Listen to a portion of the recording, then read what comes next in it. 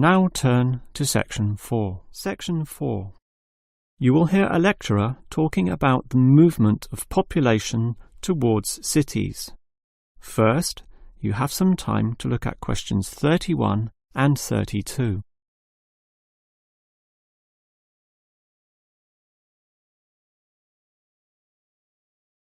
Now listen carefully and answer questions 31 and 32. If you consider the farms of old, the type your father or grandfather grew up on, they were small and labour-intensive, requiring lots of workers. In addition, they often had a diversity of products, be that animal or vegetable, say cows and sheep, or oranges and lemons, with some peaches and a few chickens on the side for the production of eggs.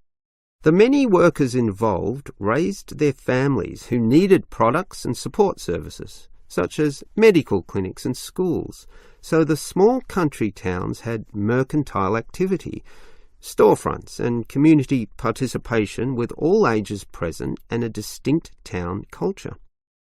And how it has changed. Travel to any small country town in virtually any developed country, and you will often see that these places are now somewhat forlorn and deserted, lacking life and vigour. Many of the residents have long since moved towards the big cities, so the country areas have become depopulated and their downtowns empty. This phenomenon is so predictable and widespread that it even has a name, rural flight or rural exodus, and it has produced some fairly predictable problems. Before you hear the next part of the lecture, you have some time to look at questions 33 to 35.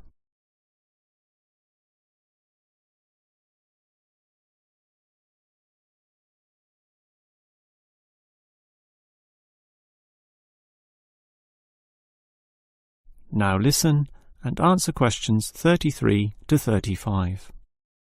As for the causes of rural exodus, the most obvious is the industrialisation of agriculture. This comes in two aspects, one of them being monocultural farming practices. What this means is that it is now more efficient to have one product and focus on its needs almost exclusively.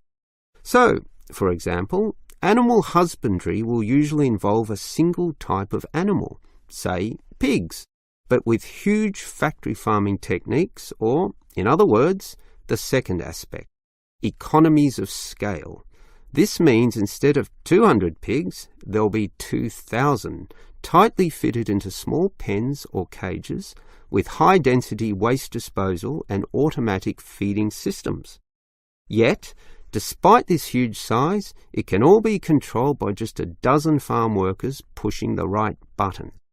You might not like it, but in a competitive market, the cheaper the overheads, the better, and one can't argue with market economics. It's simply the way of the modern world, and it has changed the face of rural districts, mostly for the worst.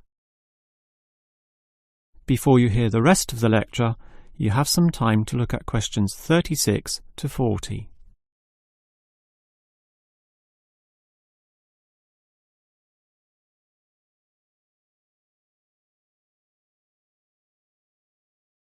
Now listen and answer questions 36 to 40.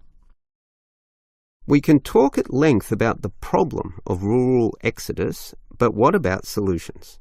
Well, there is certainly some cause for hope, since many are now feeling the negatives of increasing urbanisation, negatives which the countryside generally does not have. Thus, tourism, for example, is certainly one avenue of revenue and revitalisation. The most important consideration here is that the local residents themselves participate in developing such initiatives and deciding what happens, since outsiders, be they state government or city-based planners, do not fully understand the local settings, the possibilities which may be on offer, or the town culture, since even small rural areas can be highly distinctive from neighbouring ones. For example, the Daylesford area has developed a tourist industry based on the natural springs there. putting forward the angle that this water is relaxing and revitalizing for the health. There has been the development of spas, saunas, and small-scale accommodation within its picturesque hillsides. And another solution is to utilize the predominant local product. This takes advantage of the fact that many city people are developing a dislike for factory-produced and packaged foodstuffs. They are becoming interested in products that can be sold directly to them at a cheaper price while preserving all the freshness from the tree or animal. It is important here that the country area is not only characterized by a specific product, but markets this idea well. For example, many areas of country Victoria have developed widespread grape growing and winemaking facilities and encourage wine tasting tourism, now a thriving industry with an international patronage. Similarly, Harcourt is famous for apples, Shepparton for mature cheeses, and Mildura for its citrus products. Such strategies, done well, give hope that rural areas can revitalise somewhat and once again be lively and interesting places to live in. That is the end of section 4. You now have half a minute to check your answers.